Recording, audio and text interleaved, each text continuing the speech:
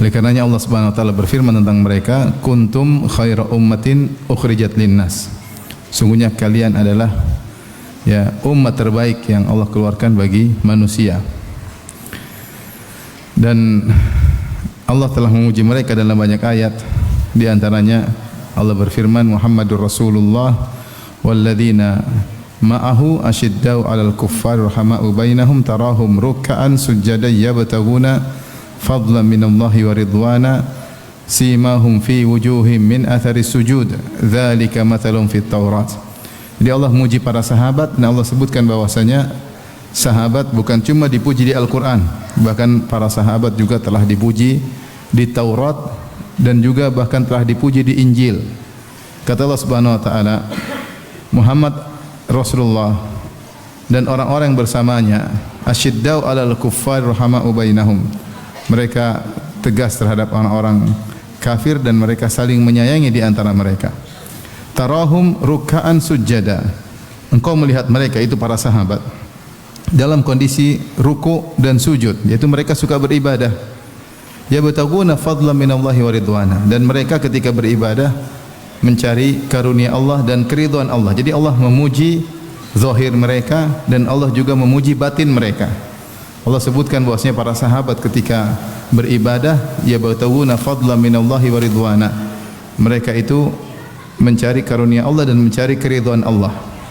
Simahum fi wujuhihim min athari sujud.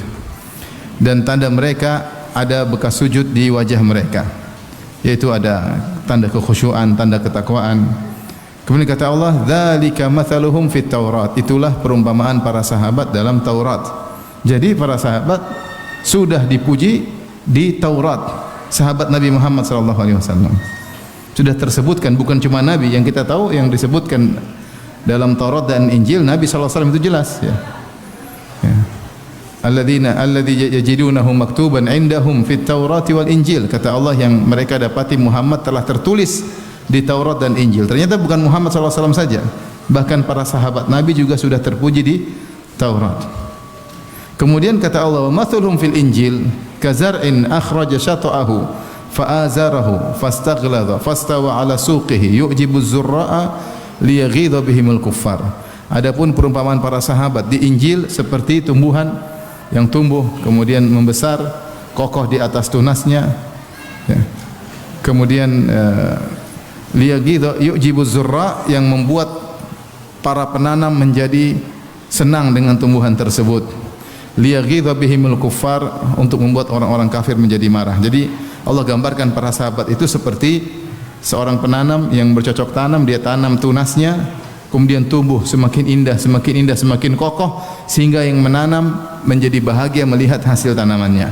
Sebenarnya Allah mengatakan seperti Nabi yang mendidik mereka, Nabi Muhammad SAW mendidik mereka, yang tadinya mereka di atas kesyirikan, di atas kekufuran, kemudian Nabi bimbing mereka. Dengan izin Allah, Nabi mengeluarkan mereka dari kegelapan menuju terang benderang. Jadilah mereka generasi yang sangat luar biasa yang menyenangkan Nabi sallallahu alaihi wasallam. Seperti seorang penanam yang senang dengan hasil tanamannya. Oleh karena di antara kebahagiaan terakhir Nabi sebelum meninggal dunia, Nabi menyaksikan bagaimana para sahabat salat subuh berjamaah. Itu hari Senin, di mana di waktu duha Nabi sallallahu alaihi wasallam meninggal. Di waktu subuhnya Rasulullah SAW melihat para sahabat salat subuh berjamaah, kemudian Rasulullah SAW membuka tirai rumahnya. Rasulullah tersenyum, bahagia melihat inilah hasil didikannya, didikan Nabi SAW yang mereka orang-orang terhebat, yang mereka diantaranya salat subuh berjamaah. Maka ini menunjukkan bahwasanya benar para sahabat adalah generasi terbaik. Demikian juga dalam Al-Quran Allah mengatakan ketika Allah memuji para sahabat, kata Allah Subhanahu wa taala, was-sabiqunal awwalun minal muhajirin wal ansar walladzina tabauhum bi ihsan radhiyallahu anhum wa radu an. Dan orang-orang yang masuk Islam di awal kali dari kalangan muhajirin dan kaum ansar, Allah ridha kepada mereka dan mereka ridha kepada Allah. Wa adalahum jannatin tajri tahtahal anhar, dan Allah siapkan surga bagi mereka. Jadi mereka sudah dijamin surga oleh Allah Subhanahu wa taala. Allah juga memuji orang-orang yang baiat Nabi di bawah sebuah pohon. Kata Allah, laqad radiyallahu 'anil mu'minina idh yubayyi'unaka tahta syajarah fa'alima ma fi qulubihim. Sungguh Allah telah ridha kepada orang-orang mukminin yang membaiat Nabi di bawah sebuah pohon. Itu jumlah mereka ketika itu sekitar 1.400 orang atau 1.500 orang. Allah mengatakan fa'alima ma fi qulubihim. Allah tahu tentang ketulusan hati mereka. Jadi Allah merekomendasi para sahabat, bahkan batin mereka Allah puji. Dalam ayat yang lain kata Allah Subhanahu wa taala, ya, lil fuqara'il muhajirin alladziina ukhriju min diyarihim wa amwalihim yabtaguna fadlan minallahi wa ridwana. Dan orang-orang fakir dari kalangan muhajirin yang mereka terusir dari negeri mereka dan harus meninggalkan harta mereka. Yabtaguna fadlan minallahi wa ridwana. Ya. Mereka mencari karunia Allah dan mencari keridhaan Allah Subhanahu wa taala. Ya, wa yansurunallaha wa rasulah, dan mereka menolong Allah dan Rasulnya. Ulaika humus shadiqun, mereka itulah orang-orang yang jujur. Allah puji mereka.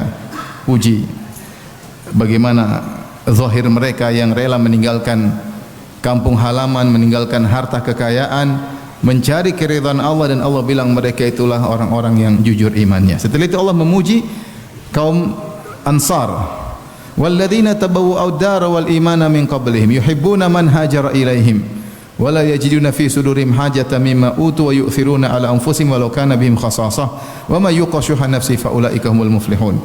Dan orang-orang yang sudah beriman dan tinggal di kota Madinah sebelum kaum Muhajirin berhijrah dari Mekah menuju Madinah, mereka sudah beriman sebelumnya, itu kaum Ansar. Yuhibbuna man hajara ilaihim, mereka mencintai orang-orang saudara-saudara mereka yang berhijrah dari Mekah menuju Madinah, ya. Wala yajiduna fi sudurihim hajatan mimma utu, dan mereka tidak merasa dongkol, tidak merasa hasad dengan karunia yang Allah berikan kepada kaum Muhajirin, yaitu Allah memuliakan kaum Muhajirin lebih daripada kaum Ansar. Tapi kata Allah, kaum Ansar tidak hasad. Bahkan wa yu'thiruna ala anfusihim, bahkan kaum Ansar lebih mendahulukan kaum Muhajirin daripada diri mereka sendiri.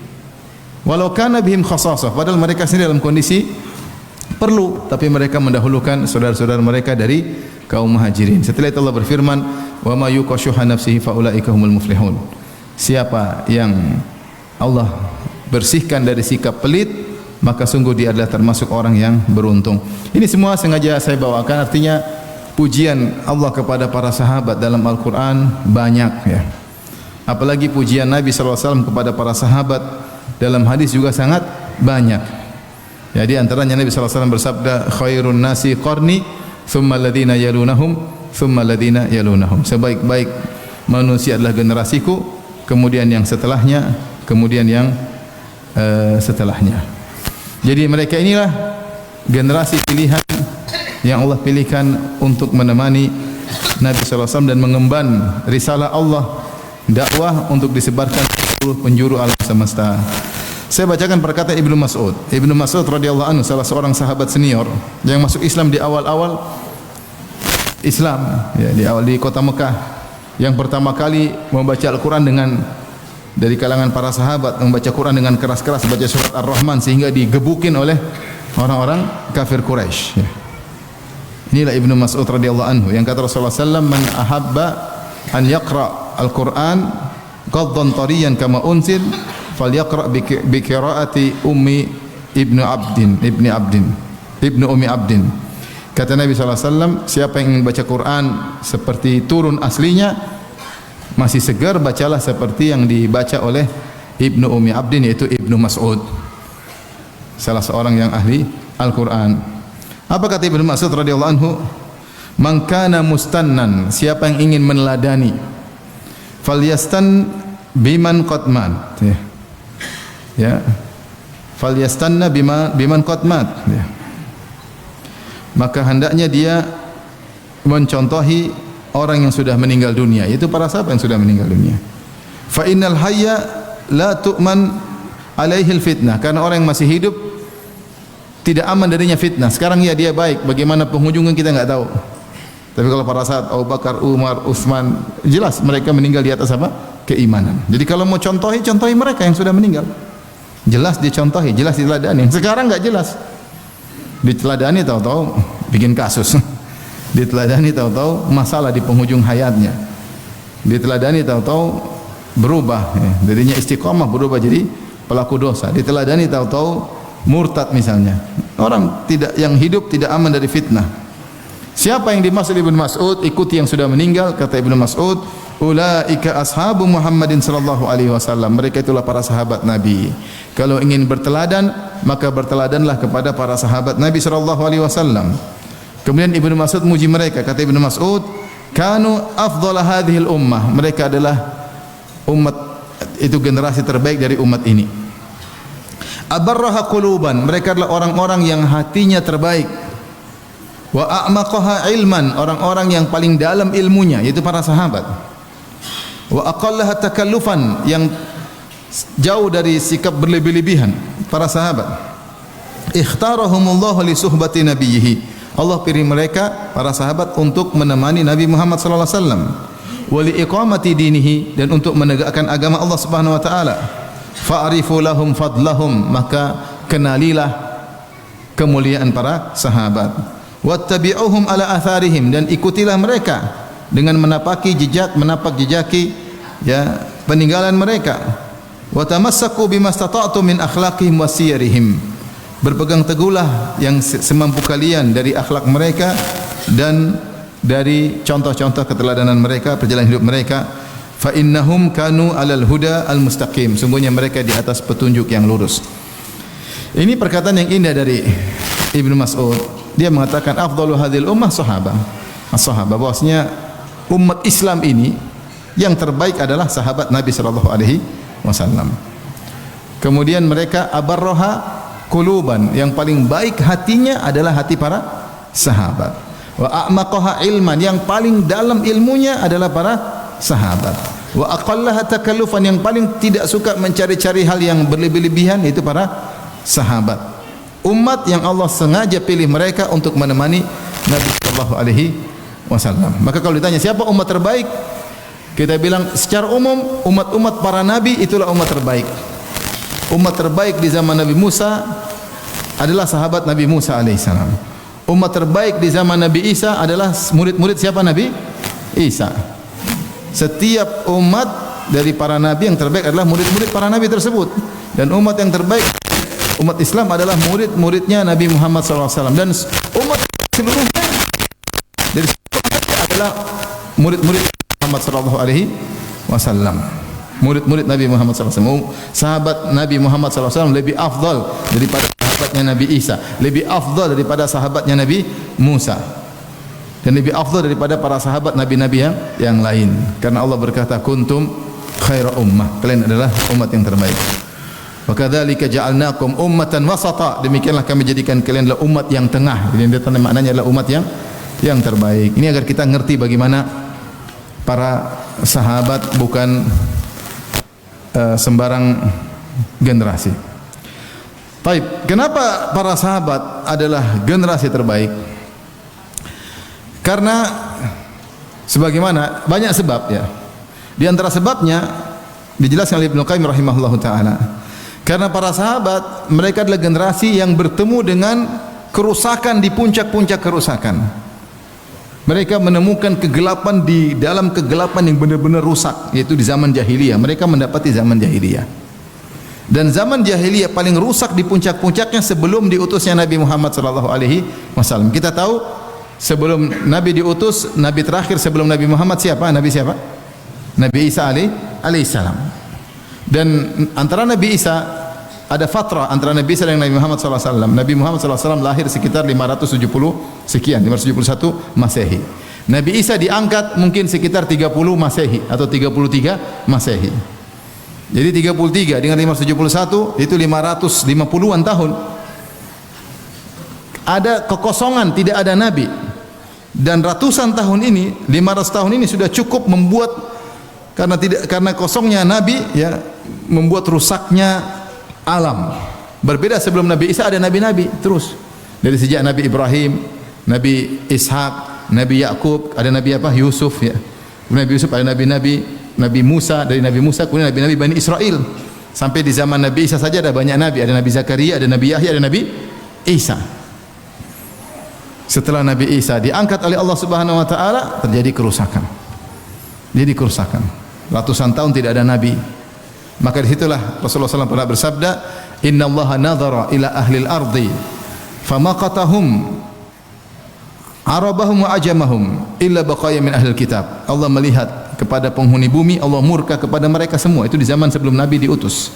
Allah murka kepada mereka semua, baik Arab maupun non-Arab, kecuali segelintir ahlul kitab yang tersisa, yaitu ada pengikut Nabi Musa yang masih bertauhid, ada pengikut Nabi Isa yang bertauhid, cuma sedikit yang diantaranya ditemui oleh Salman Al-Farisi. Tapi yang lainnya rusak, di mana-mana rusak, dan di antara paling rusak adalah di Jazirah Arab. Ketika itu semua model kesyirikan ada, model rusaknya moral ada.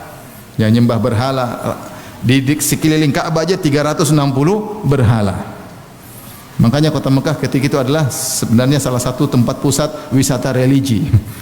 Karena banyak kali berhala. Orang-orang datang mau ke berhala mana.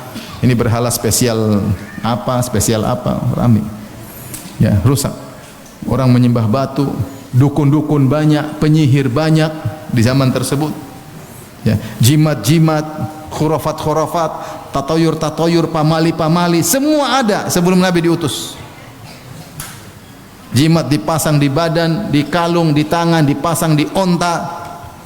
Orang percaya sama pohon, orang percaya sama batu.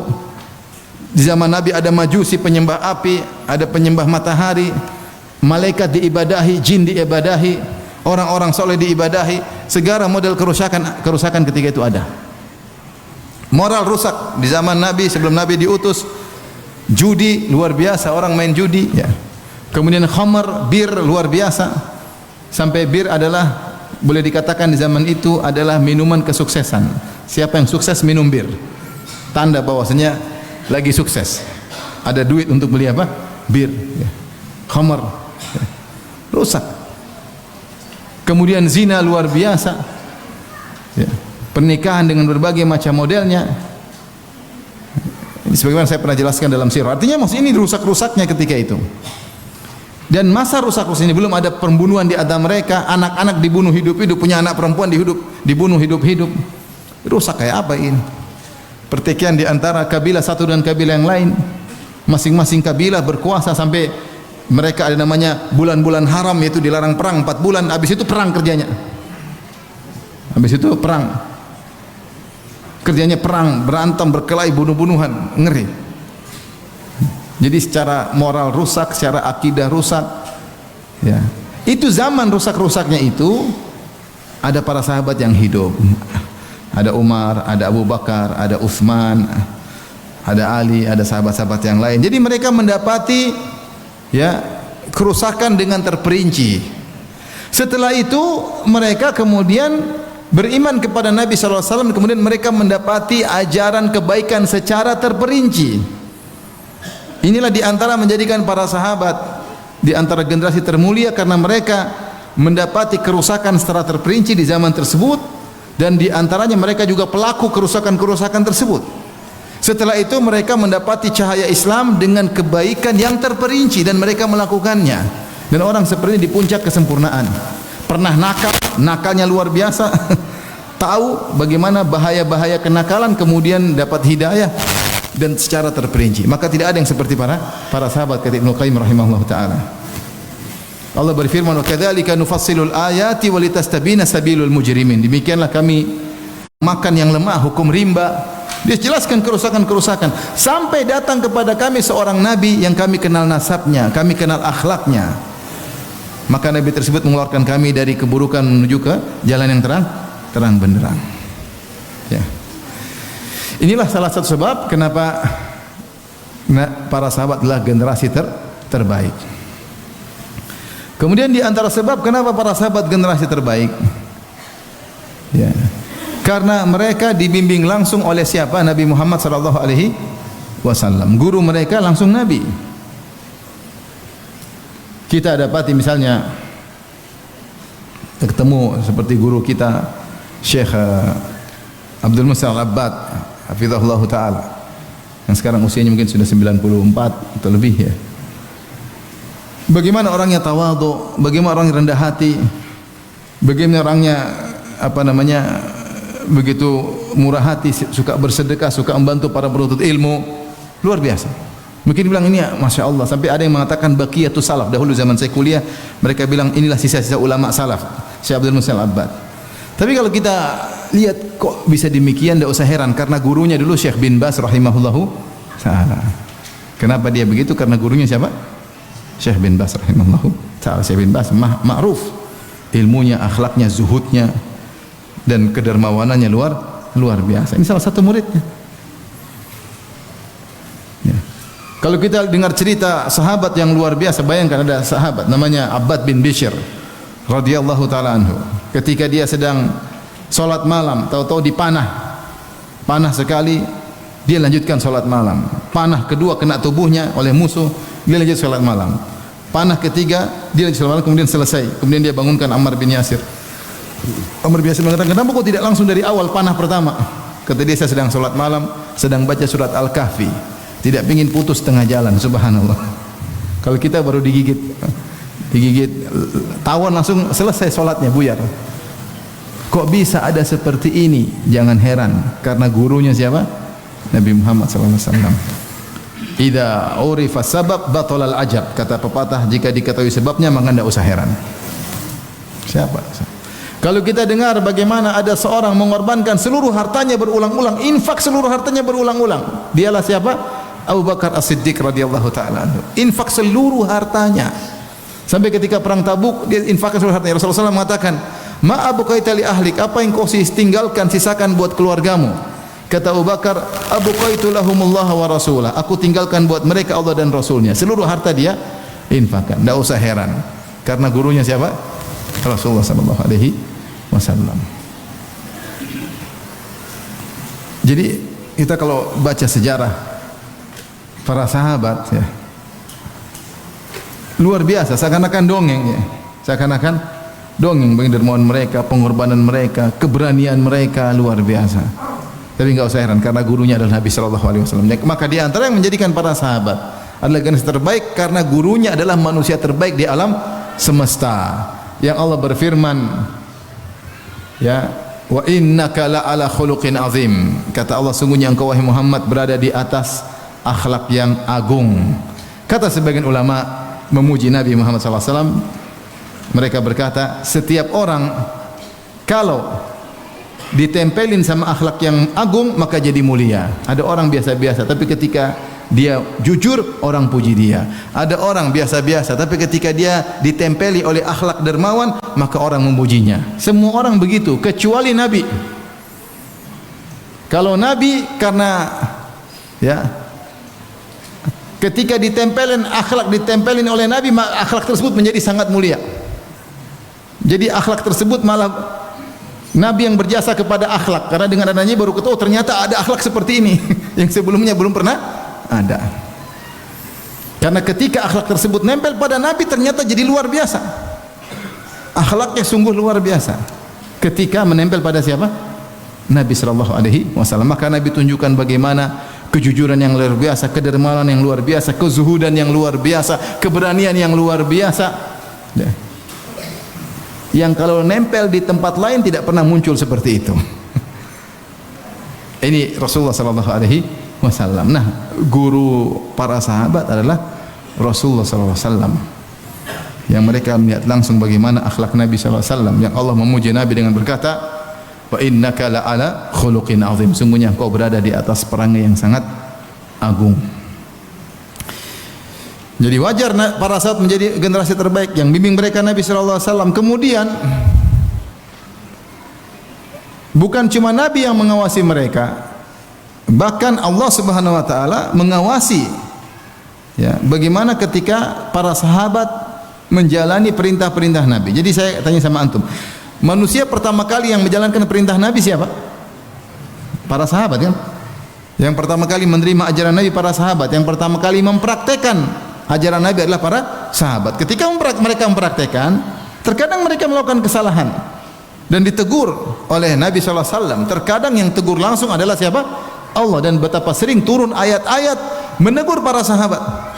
Turun ayat-ayat, sahabat salah turun ayat, sahabat saya turun ayat. Berarti Allah mengawasi praktek keagamaan para sahabat. Kalau sekarang kita melakukan kesalahan, enggak ada ayat yang turun. Enggak ada. Paling netizen yang bikin masalah. Tapi kalau dulu para sahabat salah, turun ayat tegur. Jadi israf, pengawasan langsung dari Allah Subhanahu wa taala. Makanya di antara dalil yang digunakan oleh Jabir bin Abdullah tentang bolehnya melakukan azal. Azal itu seorang laki berhubungan dengan istrinya atau dengan budak wanitanya, kemudian air mani tidak dimasukkan di rahim tapi dikeluarkan dari rahim. Maka dia berkata, "Kunna na'zilu." Kami dulu melakukan azal di zaman Nabi sallallahu alaihi wasallam, Nabi masih hidup, wal Qur'anu yanzil, dan Al-Qur'an turun. Seakan-akan Jabir berkata, seandainya itu haram, pasti Allah turunkan ayat tegur. Tapi ketika Allah tidak tegur, berarti hukumnya apa? Boleh. Artinya Jabir mengatakan kami ini diawasi oleh Allah Subhanahu wa taala. Nah, praktek keagamaan yang dilakukan oleh para sahabat ternyata diawasi oleh Allah Subhanahu wa taala. Maka jadilah mereka adalah umat terbaik dan mereka telah disiapkan oleh Allah untuk mengemban risalah Nabi Muhammad sallallahu alaihi wasallam. Ini mukaddimah secara umum agar kita tahu bagaimana para sahabat adalah generasi terbaik. Oke, sekarang saya sebutkan ya, bagaimana keteladanan para sahabat kepada Nabi sallallahu alaihi wasallam. Mereka ternyata ya adalah generasi yang sangat mencintai Nabi sallallahu alaihi wasallam dan sangat mengagungkan Nabi sallallahu alaihi wasallam ya. Mereka sangat cinta sama Nabi. Mereka sangat mengagungkan Nabi sallallahu alaihi wasallam. Hal ini digambarkan oleh seorang namanya Urwah bin Mas'ud Ats-Tsaqafi. Urwah bin Mas'ud Ats-Tsaqafi adalah salah seorang dari pemimpin kota Taif ya. Yang dahulu ketika itu dia masih musyrik dan dia menjadi utusan ketika terjadi perjanjian Al-Hudaybiyah. Utusan yang diutus oleh orang-orang Quraisy adalah Urwah untuk berunding dengan Nabi sallallahu alaihi wasallam. Kenapa? Karena Urwah ini adalah orang yang boleh dikatakan seorang diplomat yang suka kemana-mana, sering pergi ketemu dengan para raja Romawi, raja Persia. Dia suka kemana-mana, suka keluar negeri, sehingga dia sudah melihat orang-orang hebat, sehingga dia yang dipilih untuk bernegosiasi dengan Nabi sallallahu alaihi wasallam. Ketika dia bernego dengan Nabi sallallahu alaihi wasallam, dia melihat bagaimana para sahabat begitu mengagungkan Nabi Muhammad sallallahu alaihi wasallam. Setelah dia bernego dengan Nabi, dia pulang kepada orang-orang Quraisy. Kemudian dia berkata, "Laqad wafattu 'alal muluk." Saya telah datang kepada para raja, karena dia orang diplomat. Raja ini, raja anu, raja ini. Wafattu 'ala Kisra.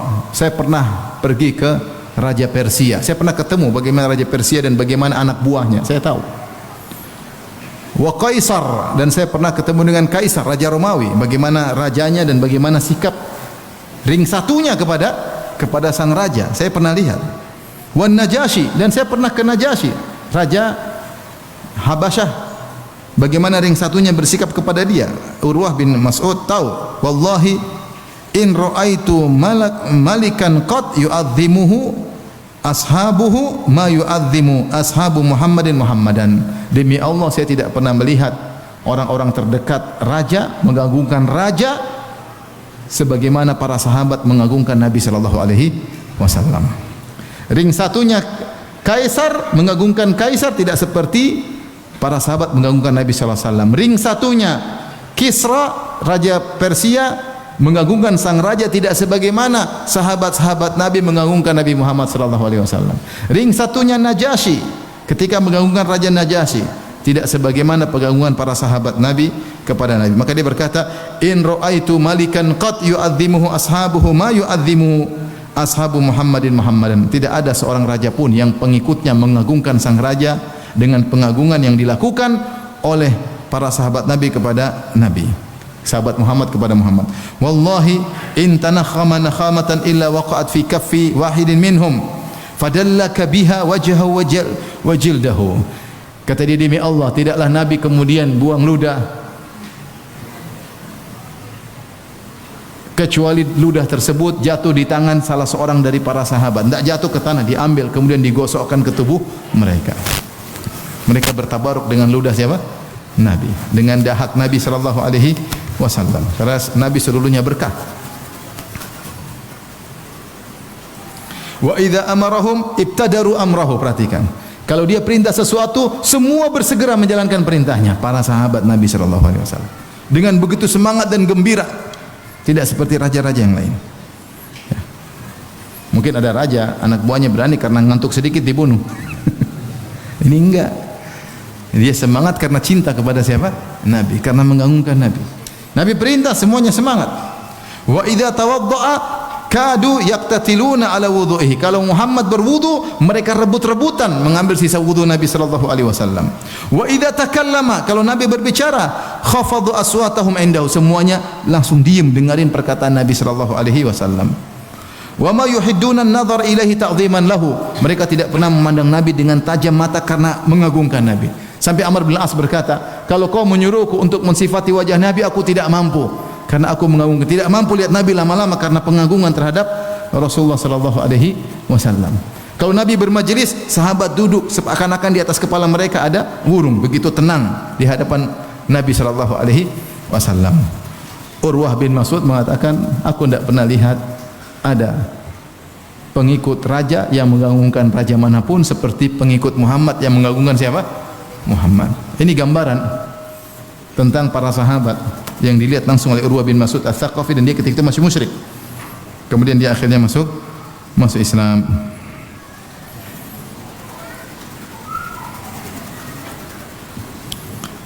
Taib.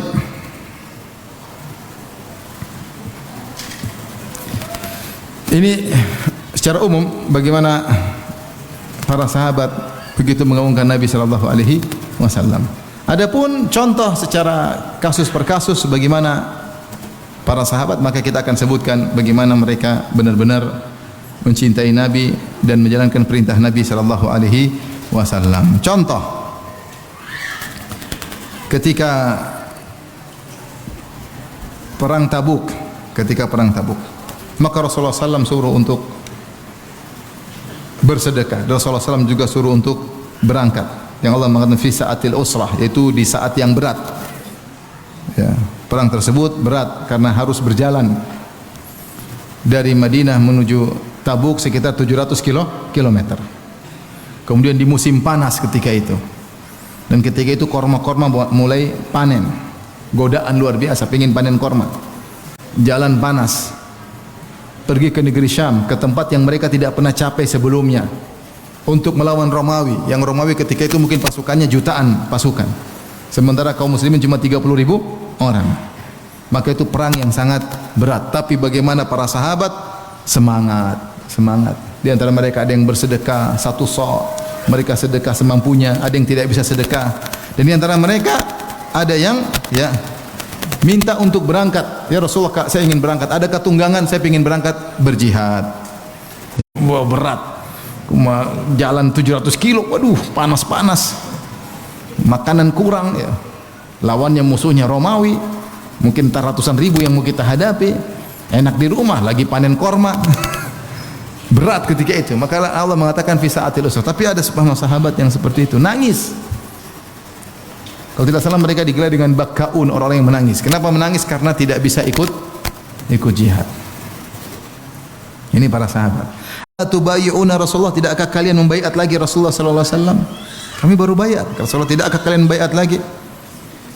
Fabasatna aydiyana, akhirnya kami pun menjulurkan tangan kami. Wa qulna qad bay'naka ya Rasulullah, fa alama nubayyi. Ya Rasulullah, kami sudah membaiat Anda, kami baiat apa lagi?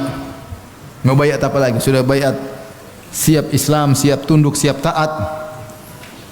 Maka Rasulullah SAW mengulangi dengan menekankan bayat. Kata Rasulullah SAW, ala an ta'budullaha wa la tusyriku bihi syai'a. Aku membayat kalian untuk mengambil janji setia dari kalian, agar kalian tidak berbuat ibadah kecuali hanya Allah, dan kalian tidak berbuat syirik sama sekali. Wassalawatil khams, dan kalian menjalankan salat 5 waktu.